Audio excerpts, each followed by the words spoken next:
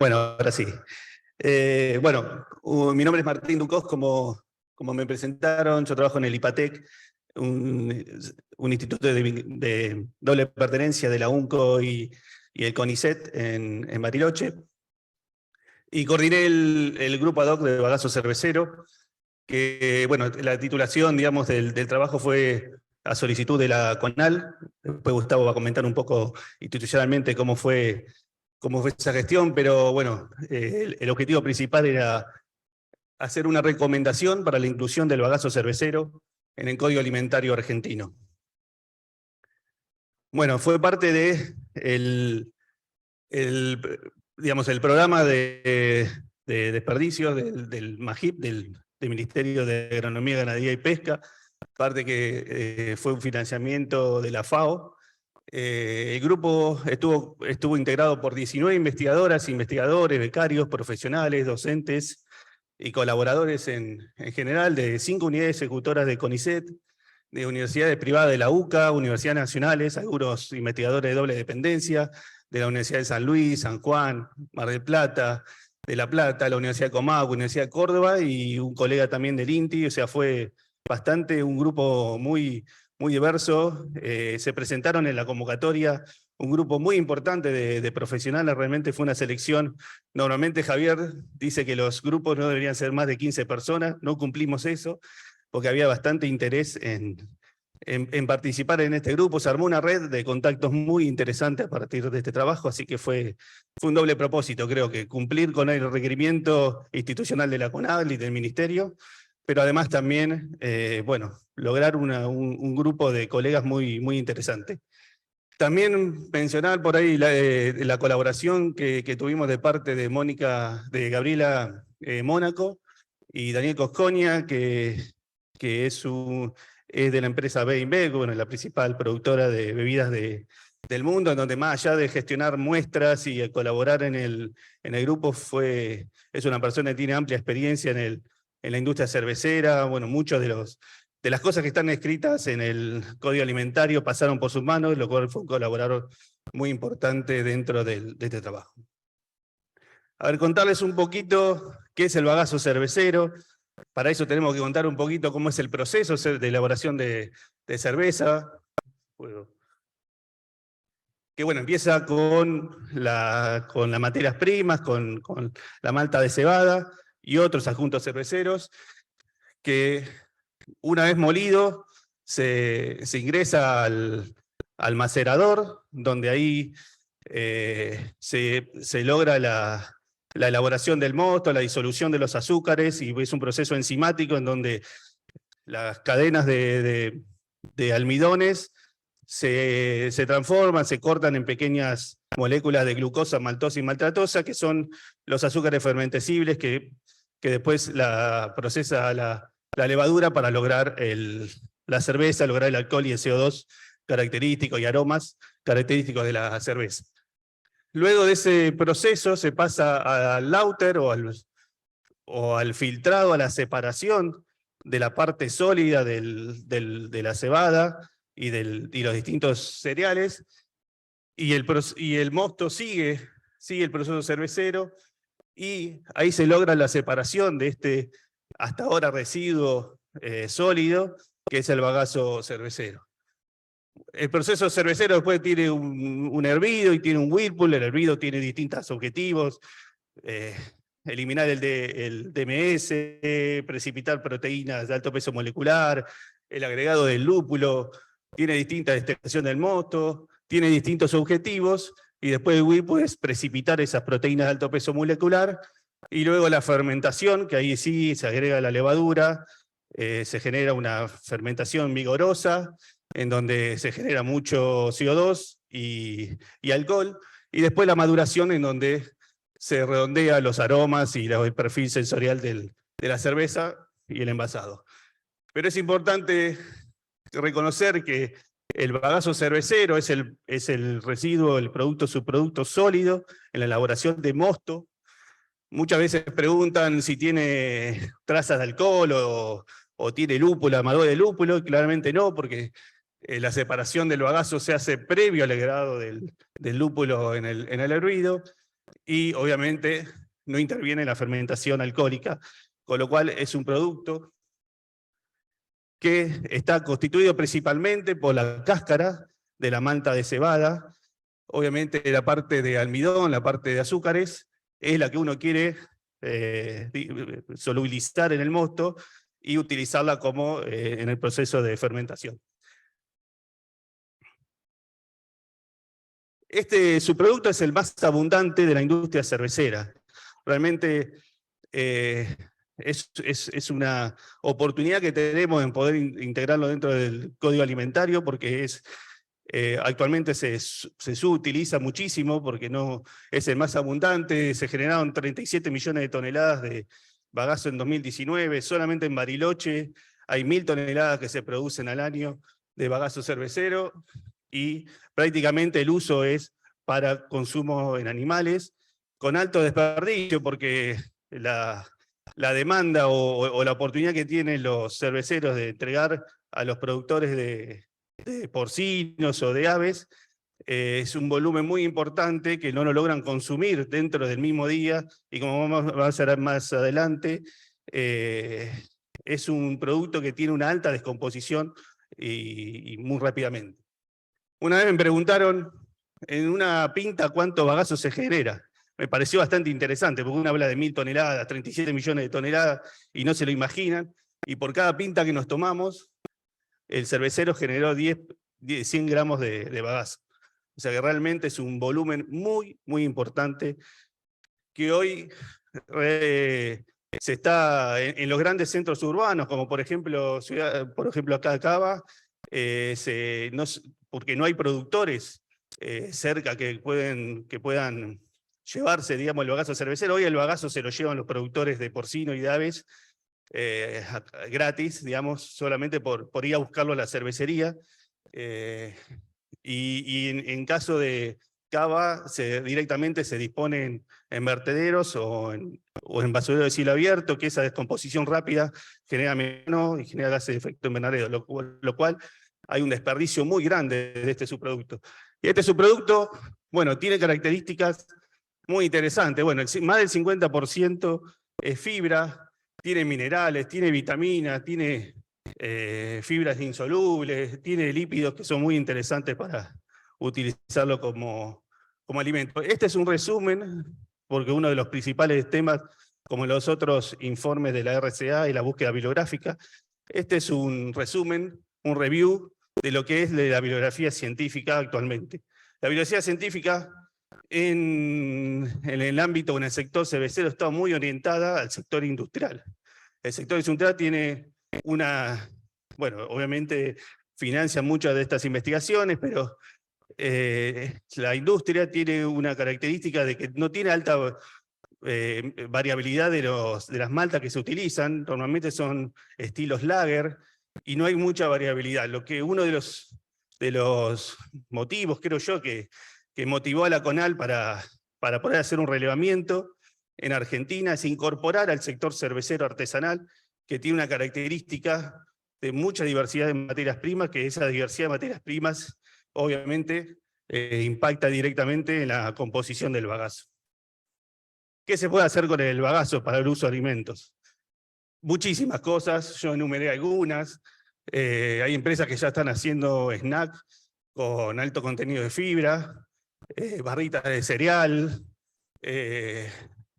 bueno, se puede, prácticamente todos los panificados se pueden reemplazar parcialmente el bagazo por justamente el contenido, alto contenido de fibra, alto contenido de proteína, y reemplaza a otros cereales, por ejemplo la avena, que tiene un contenido de fibra mucho menor, un contenido de proteínas de la mitad que el bagazo cervecero, tiene 14-16% la avena, el bagazo cervecero puede, como vimos, llegar al 30%, y obviamente tiene un contenido de carbohidratos muy bajo. En el review anterior vimos que el carbohidrato prácticamente no estaba.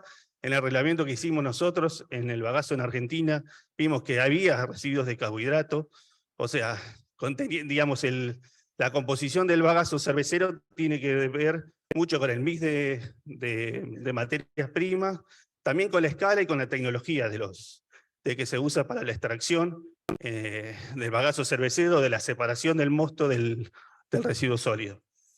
Como vemos, obviamente, en panificados, en rebosadores, en cupcakes, en galletitas, lo hemos puesto, o los distintos grupos que trabajan en Argentina lo han integrado en un sinnúmero de productos.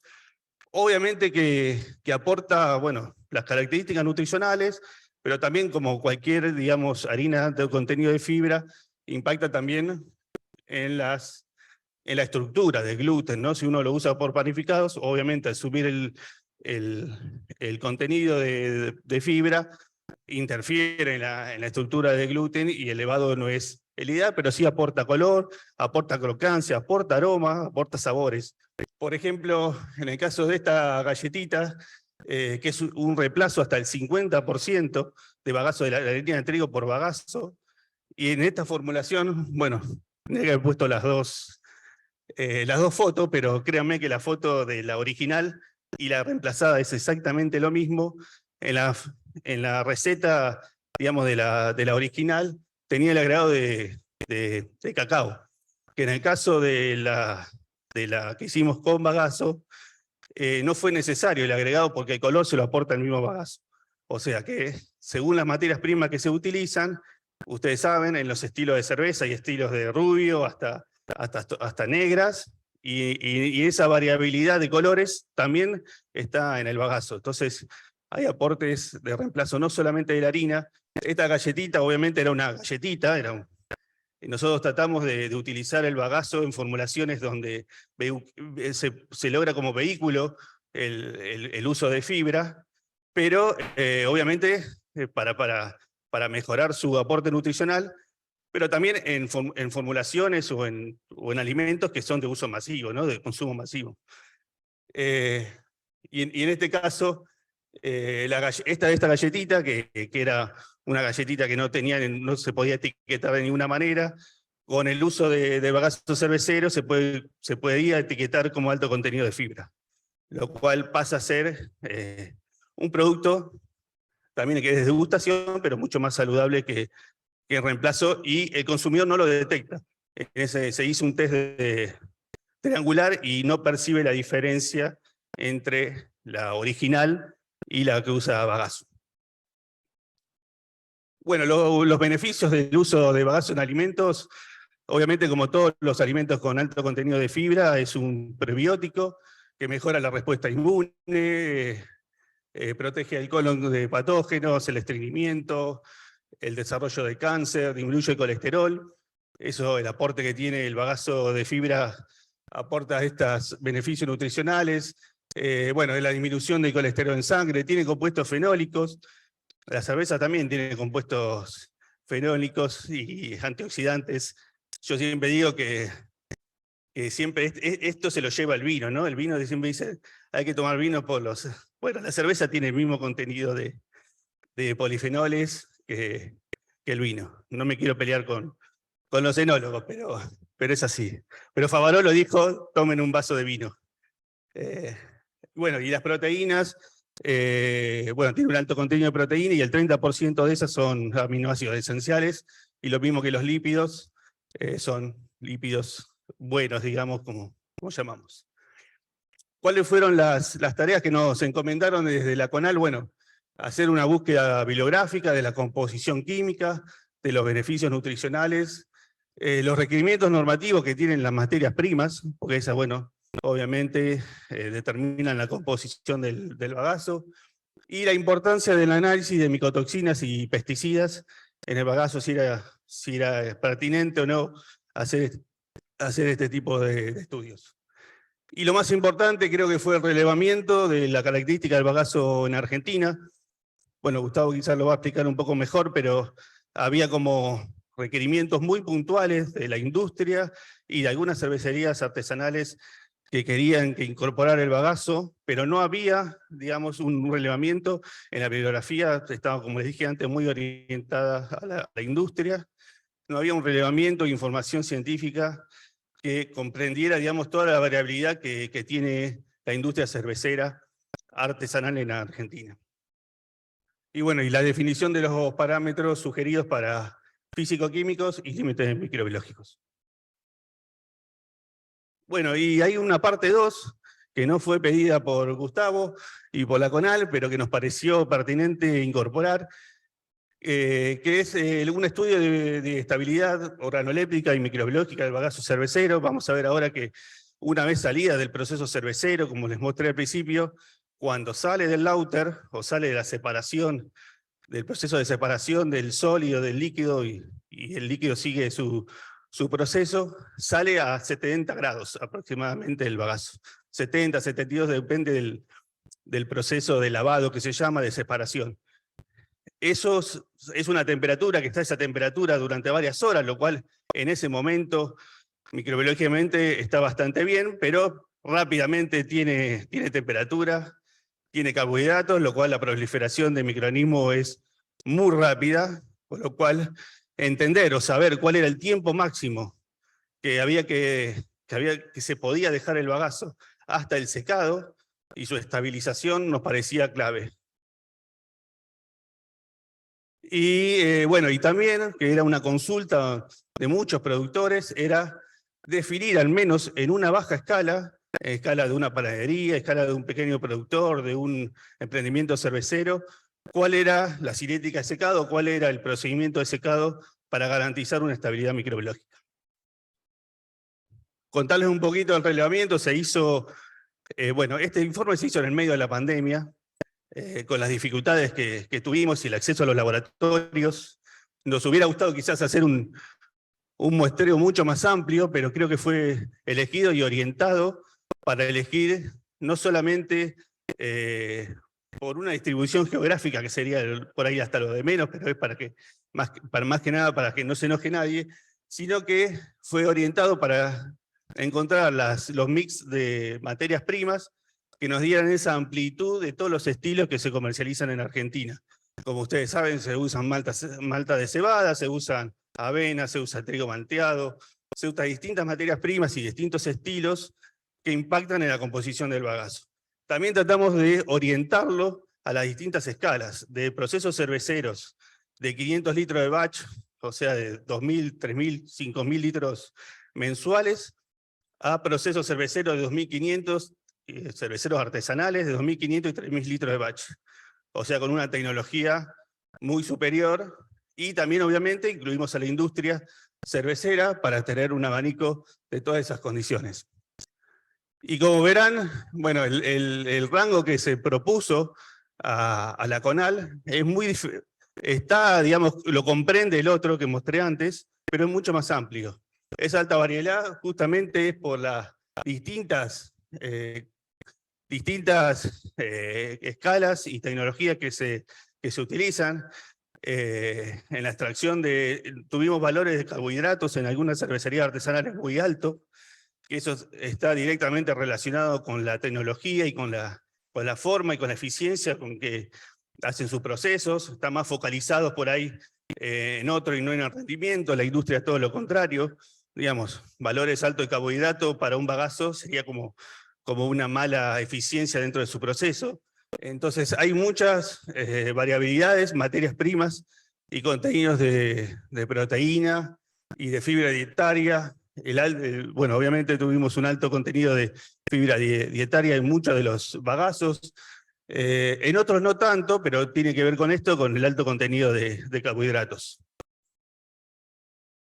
Y bueno, lo mismo fue dentro del grupo, dentro de un subgrupo, dentro de este grupo, que fue el subgrupo de microbiología. Lo que se propuso, que es esto que se definió acá, más que nada estaba basado en que el bagazo cervecero tiene una alta descomposición muy rápida, entonces todas las contaminaciones que se pueden generar van a ser seguramente producidas a partir de contaminación ambiental y cruzada posterior a la extracción del bagazo. Y esas contaminaciones se pueden dar tanto en el momento previo al secado como posterior.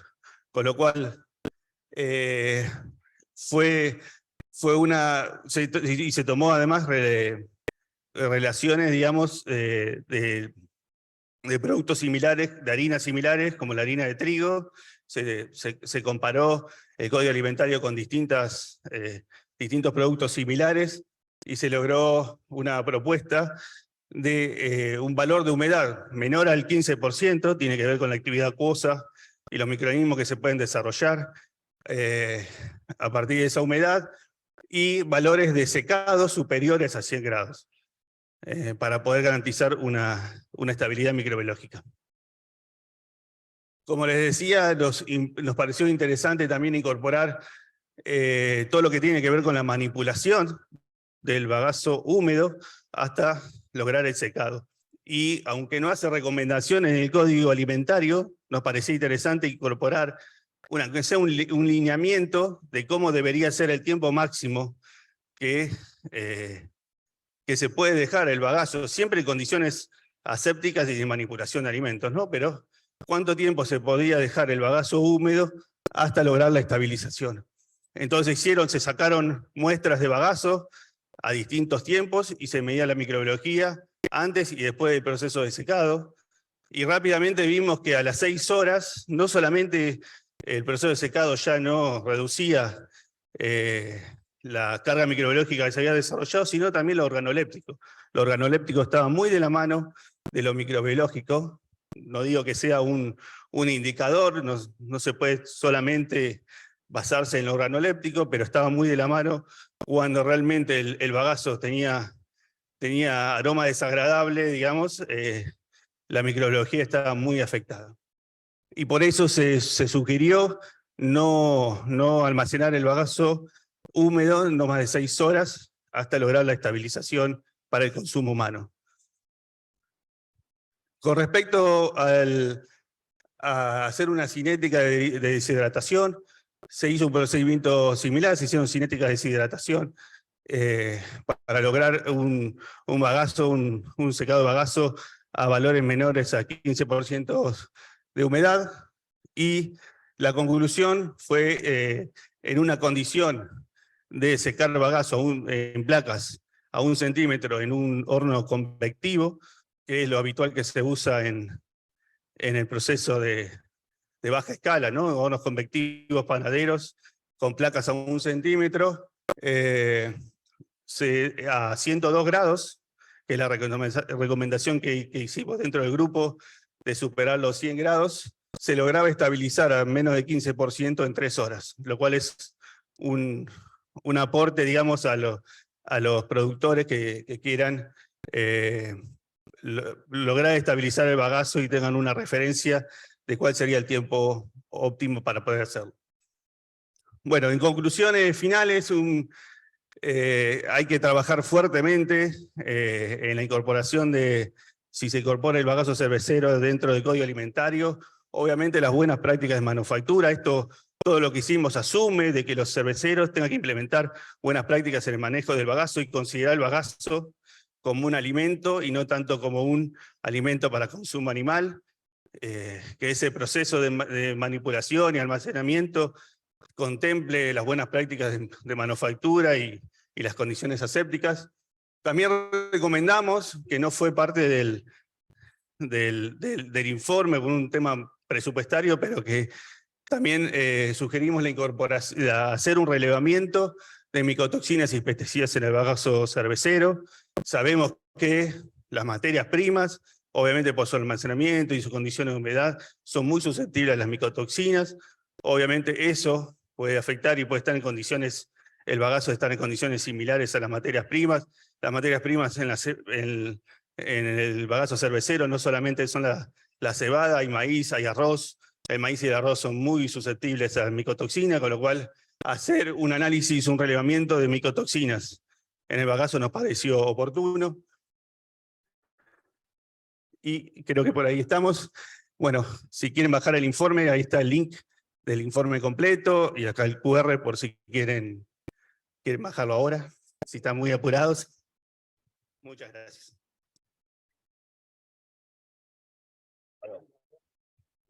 ¿Y el puntero? Es puntero. Puede ser. 3. Qué rápido. 15.